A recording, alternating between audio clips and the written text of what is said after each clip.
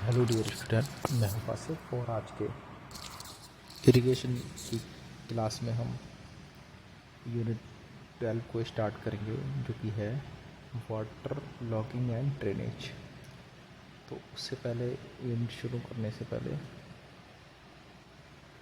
हमें जानना ज़रूरी है कि वाटर लॉगिंग और ड्रेनेज होता क्या है एक्चुअली। तो हालांकि वाटर लॉगिंग का जो टॉपिक था, इससे पहले भी जो हम स्टार्टिंग में हमने कैनाल वगैरह पढ़ी थी, उसमें भी हालांकि हमने इसको कवर किया था। तो वाटर लॉगिंग को हम ऐसे डिफ़ाइन कर सकते हैं।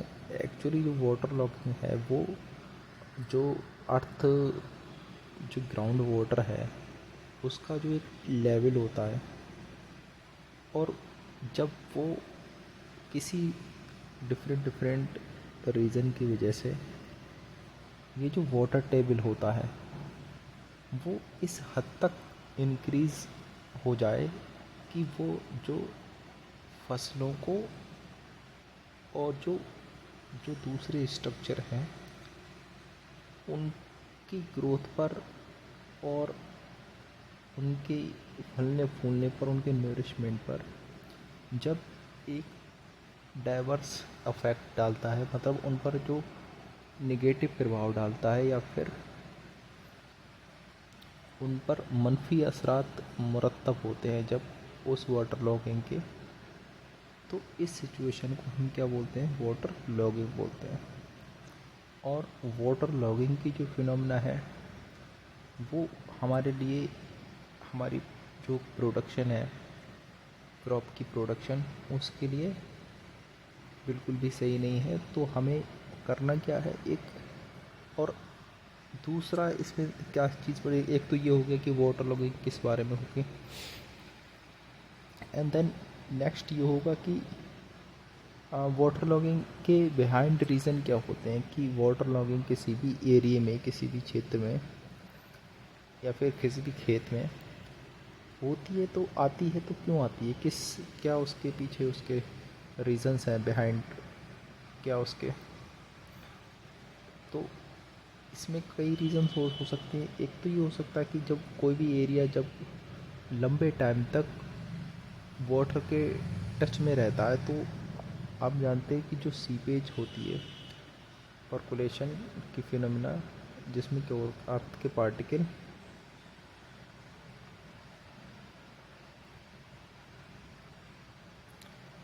पार्टिकल क्या करते हैं कि वो जो उनके अंदर वॉइड्स होते हैं उससे पानी रिसता हुआ, बहता हुआ ग्राउंड वाटर की शक्ल इख्तियार कर लेता है, जिससे वाटर टेबल बढ़ जाती है। और ये तो ये हो गया कि कोई भी एरिया जब लॉन्ग पीरियड के लिए वाटर के हमेशा टच में रहता है।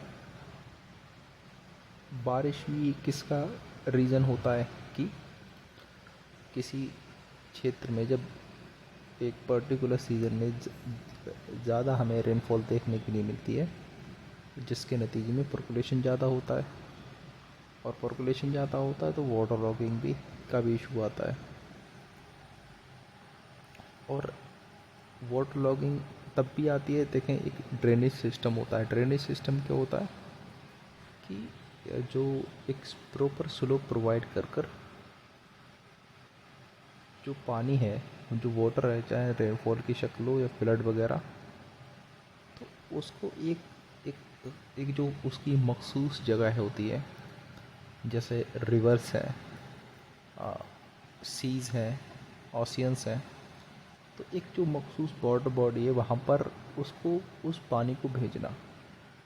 लेकिन जब ये प्रॉपर ड्रेनेज सिस्टम किसी भी मुल्क के पास या फिर किसी भी एरिया में जब मौजूद नहीं होता है, और जिसके नतीजे में क्या होता है, वहाँ पे जो पानी है छोटे छोटे गड्ढों में या छोटे छोटे एरियो में जमा हो जाता है, जिसके नतीजे में वहाँ पे वाटर लॉगिंग का इशू आने लगता है। तो इसमें हम क्या करेंगे इस यूनिट में? एक तो हम वाटर लॉगिंग के जो असरात हैं रीजंस हैं इनको डिस्कस करेंगे और इससे किस तरह से हम इसको फिक्स कर सकते हैं, किस तरह से इससे बचा जा सकता है, ताकि जो हमारी प्रोडक्शन है, प्रोडक्शन ऑफ क्रॉप्स है, और जो हमारा इंफ्रास्ट्रक्चर है उसको हम ज़्यादा से ज़्यादा महफूज रख सकें और प्रोडक्शन को भी कोई नुकसान ना हो। तो देखें, चलते हैं अपनी यूनिट की तरफ।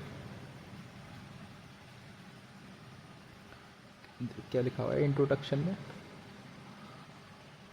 अंकुरण, फसलों के अंकुरण जर्मिनेशन एक्चुअली वो स्टेज होती है जब जब कोई भी फसल का जब बीज होता है, बीज जब वो फूटने लगता है, उसमें से जब वो बीज के फूटने की या फटने की जो एक स्टेज जो होती है उसको बोलते हैं अंकुरण। फसलों के अंकुरण वृद्धि के लिए पानी तथा वायु दोनों ही अति आवश्यक है। मृदा की उपस्थिति में खनिज लवण एवं खाद में पाए जाने वाले नाइट्रोजन युक्त यौगिक पानी, वायु तथा समुचित ताप पर वायु जीवी जीवाणु एरोबिक बैक्टीरिया जिसको बोलते हैं द्वारा नाइट्रेट घोल में विघटित हो जाते हैं। ये घोल पौधों की जड़ों द्वारा एब्जॉर्ब अवशोषित कर लिया जाता है। इसी से पौधों का विकास होता है। तो ये जो लाइन्स हैं इनमें बताने की कोशिश की गई है कि पौधे की ग्रोथ के लिए कौन कौन से जो एलिमेंट्स हैं, जो सब्सटेंस हैं, वो उसकी ग्रोथ के लिए ज़रूरी होते हैं। अब देखते हैं क्या बोल रहे हैं। और अत्यधिक वर्षा एवं नहरों तथा नदियों से लगातार रिसाव के कारण भौम जल तल ग्राउंड वाटर टेबल फसलों के जड़ क्षेत्र के समीप आ जाता है। जो कि देखें, अगर इस तरह से अगर हम इसको समझें, ये कोई हमारी ग्राउंड लेवल है और ये एक टाइम पर इसका जो वाटर टेबल है वो ये था, और जब इसमें इस एरिए में वाटर लॉगिंग का जब इशू हो जाता है तो वाटर टेबल, और ये समझ लिया हमारा कोई यहाँ पे फसल लगी हुई है, कोई दरख्त है यहाँ पे, उसकी ये जड़ें फैली हुई हैं इस तरह से। अब सपोज़ कर लें कि इस एरिए में वाटर लॉगिंग का इशू आ गया और जो वाटर टेबल है, वाटर टेबल वो इस वाले पॉइंट पे है, तो ये जो इसकी रूट्स है वो हमेशा ही इसके टच में रहती है। तो वही यहाँ पे समझाने की कोशिश की गई है। देखें क्या बोल रहे हैं।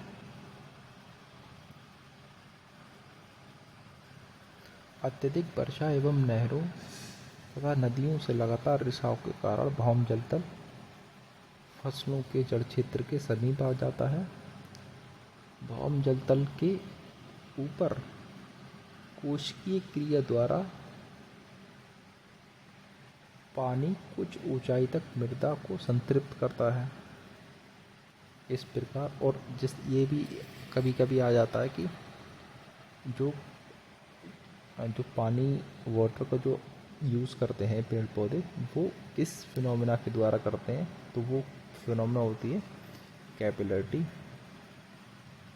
कैपिलरिटी क्या होती है?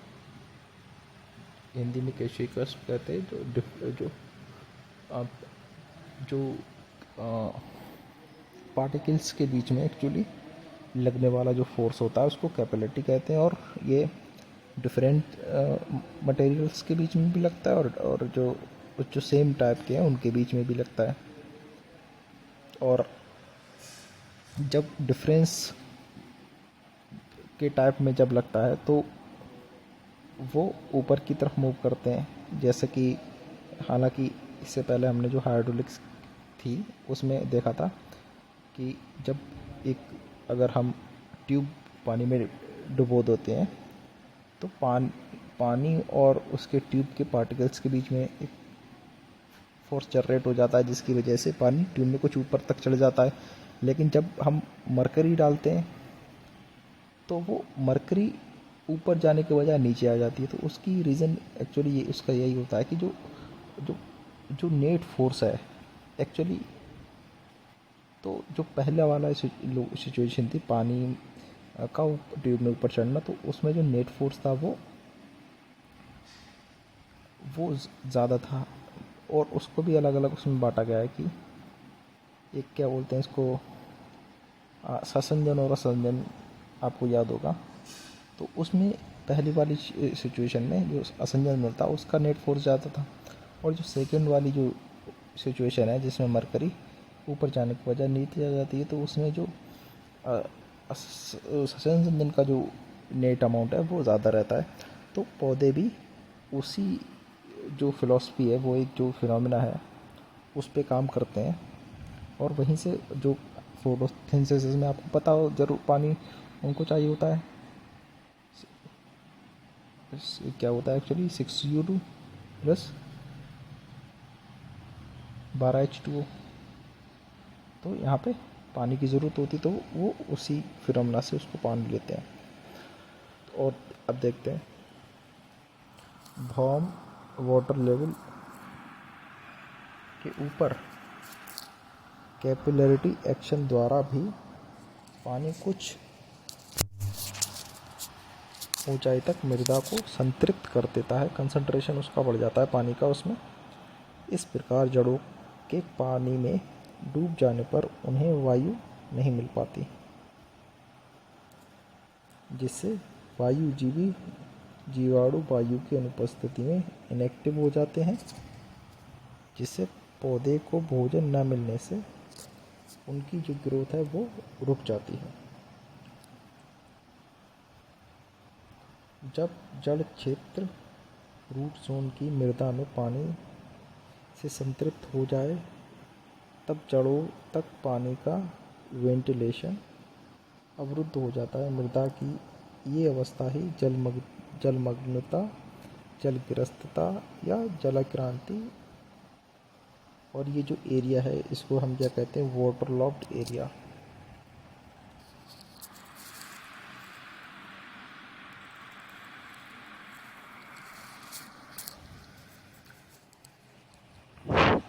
अब देखते हैं कि केशिकीय प्रक्रिया द्वारा जो कैपिलरिटी है, केशिकीय प्रक्रिया द्वारा पानी जितनी ऊंचाई तक मृदा रंध्रों में ऊपर उठता है उसे कैपिलरिटी फ्रिंज कहते हैं। इसका मान महीन मृदा में अधिक और मोटी मृदा में कम होता है।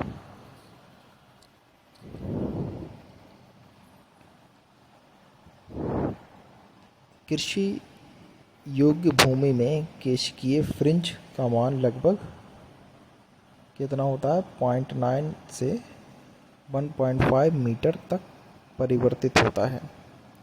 जब केशिकीय जल मृदा में 0.6 मीटर गहराई तक जाता है, तब फसलों की उत्पादकता पर प्रतिकूल प्रभाव पड़ता है। दूसरे शब्दों में, जब भौम जल तल 1.5, 0.6 प्लस 0.9, 2.1, 0.6, 1.5 तक जाता है, तब ये फसलों पर प्रतिकूल प्रभाव डालता है। उसका फैक्चुअल डेटा दिया गया है कि कब वो कितनी हाइट तक जाने पर उस पर गलत असर डालेगा। जो भिन्न भिन्न फसलों के लिए जल स्तर की गहराई जिस पर फसलों की ग्रोथ रुक जाती है नीचे दी गई है, यहाँ पे दी गई है। गेहूं के लिए कितनी दी गई है, 0.9 से 1.2 मीटर। कपास के लिए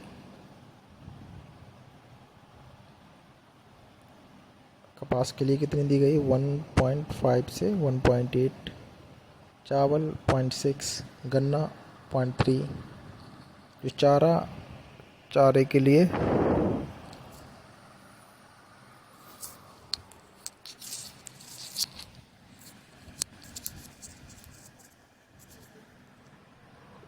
1.2।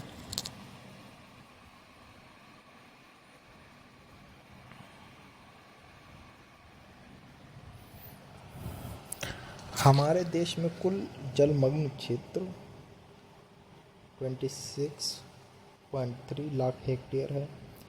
अधिकतम जलमग्न क्षेत्र किधर है? पश्चिमी बंगाल में, पंजाब में भी, उत्तर प्रदेश में भी है। क्योंकि ये गाइस वो एरिया हैं जहाँ से काफ़ी नदियों वगैरह का फ्लो रहता है। पंजाब में आप जानते होंगे कि 5 नदियों का फ्लो उधर से, जो सतलज, सिंधु, रावी, ब्यास। तो इन सब नदियों की फ्लो की वजह से वहाँ पे वाटर लॉगिंग का इशू। और इसी तरह से पश्चिमी बंगाल की बात करें तो वहाँ से इधर जो पश्चिम की साइड से गंगा का भी फ्लो रहता है उधर। और अगर इधर ईस्ट से बात करें तो ब्रह्मपुत्र भी उधर आती है। तो ये जो पूरा जो जिसकी वजह से, और ऐसे ही यूपी में भी जो गंगा और यमुना कई नदियों का फ्लो है, तो उसकी वजह से वाटर लॉगिंग का जो इशू है वो इन क्षेत्रों में देखने के लिए ज़्यादा मिलता है। और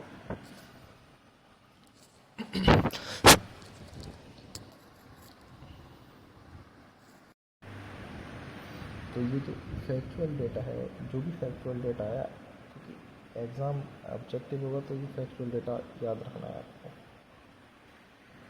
ऐसे ही जो वाटर लॉगिंग में जो फैक्चुअल डेटा था उसको भी याद रखना।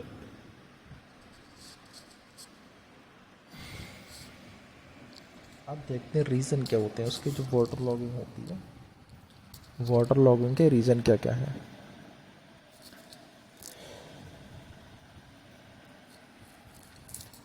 भौम जल में मिलने वाला पानी अर्थात इनफ्लो,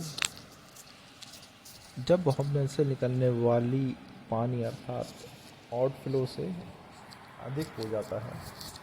तो कहने का मतलब ये है कि जो ज़मीन से जब पानी जो निकाला जाता है और इसकी मात्रा कम हो जाती है, किससे कम हो जाती है? वो वाटर, वो पानी जो ज़मीन में आ रहा है। तो इस सिचुएशन में वाटर लॉगिंग होने लगती है, अधिक हो जाता है, तब ये क्षेत्र जलमग्न हो जाता है। अंतर्वाह की मात्रा को बढ़ाने वाले सभी कारणों की दो भागों में बांटा जा सकता है। एक तो वो रीजन्स हो सकते हैं, वो वजूहात नेचुरल हो सकती हैं, और आर्टिफिशियल भी होती हैं वो रीज़न जो ह्यूमन की वजह से वाटर लॉगिंग आ रही है। तो नेचुरल की अगर हम बात करें, नेचुरल में क्या क्या होगा, कौन कौन से चीज़ें हैं।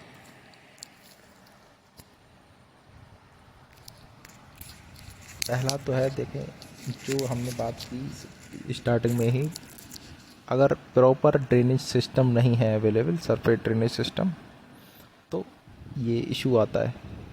देखिए, प्राकृतिक कारण में बात करते हैं। सबसे पहले क्या है?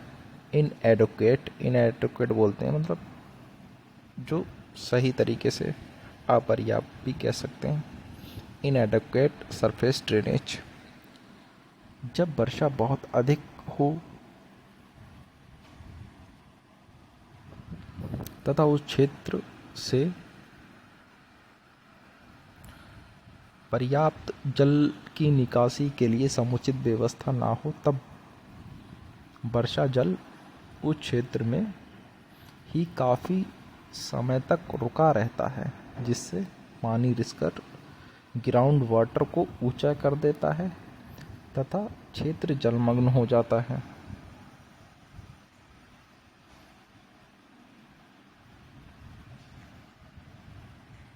देखते हैं, जब अपारगम परत भूमि पटल से कम गहराई पर स्थित होती है,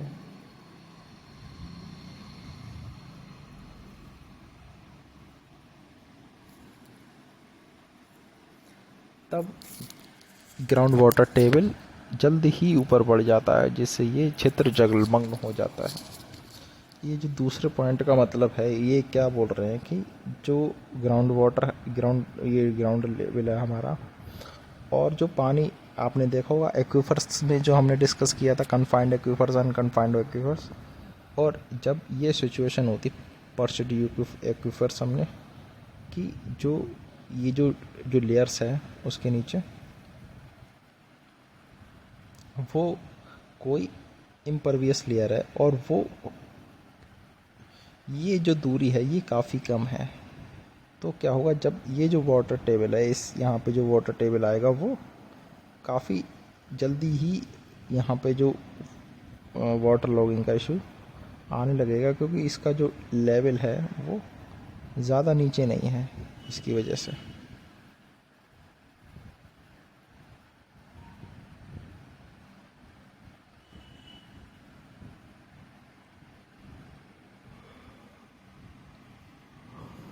अब देखते हैं कम पारगम्यता परमेबिलिटी वाली मृदा जैसे काली कपास मृदा, ब्लैक कॉटन सॉइल अपने आर पार पानी को नहीं रिसने देती, अतः सिंचाई अथवा बाढ़ का पानी इस प्रकार की मृदा के ऊपर ही रुक जाता है तथा जलमग्नता की स्थिति पैदा हो जाती है।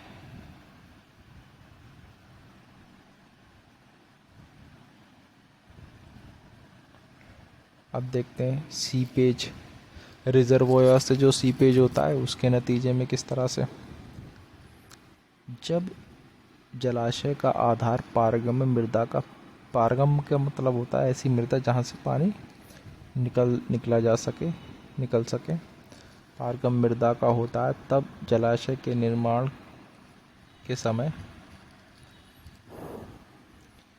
इन मृदा में कुछ दरारें की जानकारी नहीं हो पाती।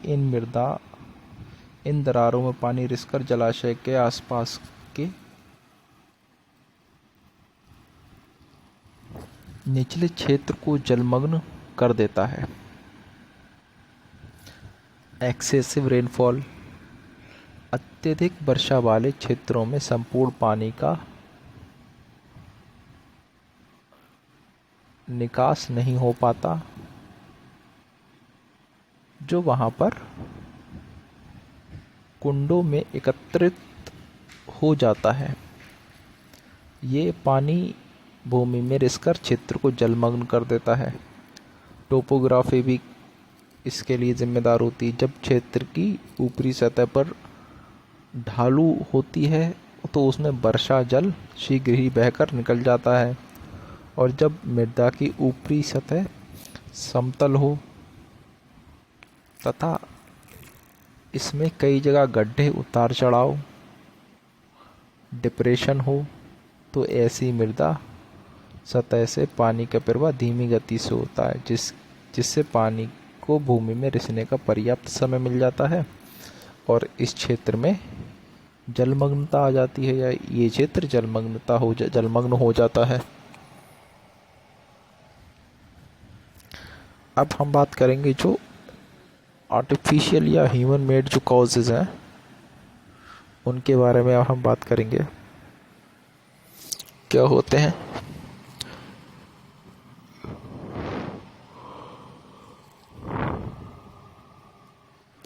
देखें, कृत्रिम पहला कारण देखते हैं, ओवर इरिगेशन।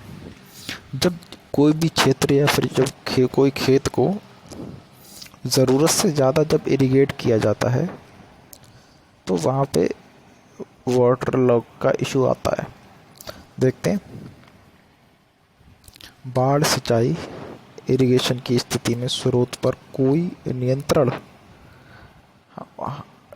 हाँ, और ये गाइस, जब किसी क्षेत्र में जब बाढ़ आ जाती है तो ये स्थिति पैदा होती है जब पानी की अधिकता ही जलमग्नता का कारण बनती है तथा नहरों द्वारा सिंचाई की स्थिति में भी किसान की अधिक से अधिक पानी लेकर सिंचाई करने की प्रवृत्ति के कारण क्षेत्र में पानी की अधिकता हो जाती है, जिससे क्षेत्र जलमग्न हो जाता है। एक तो वो हो गया गाइस जो हमने फ्लड किसी क्षेत्र में जब आ जाती है, और जब किसान अपने खेतों को ज़रूरत से ज़्यादा इरिगेट करते हैं तो भी, और तो ये समस्या आने लगती है। अब नहरों में रिसाव, कच्ची नहरों में पानी नहर के किनारों से रिसकर नदी के पास निचले क्षेत्र में इकट्ठा हो जाता है, जिससे ये भौम जल तल को ऊंचा कर देता है। इस प्रकार जलमग्न हो जाता है क्षेत्र। तो गाइस, ये कुछ आर्टिफिशियल मैन मेड रीज़न थे जिनकी वजह से जो जलमग्न का इशू हमें देखने के लिए मिलता है। इसी तरह से कैनाल से जो सीपेज होता है, पक्की नहरों में पानी नहर के किनारों से रिसकर नहर के पास तो हो गया।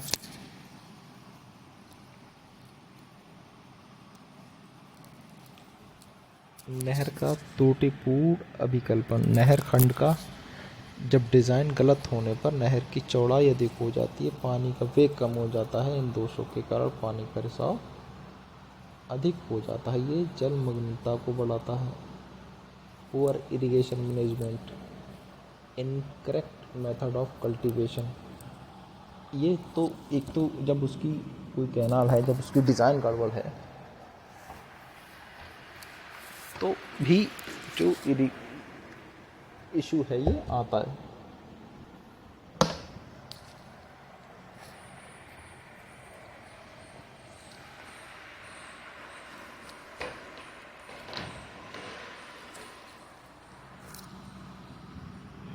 तो गाइस, हमने जो हमारे जो जलमग्नता के नेचुरल और जो आर्टिफिशियल या फिर मेड जो रीज़न थे उनको हमने डिस्कस किया। अब जो नेक्स्ट टॉपिक होगा, अब हम नेक्स्ट क्लास में देखते हैं उसको।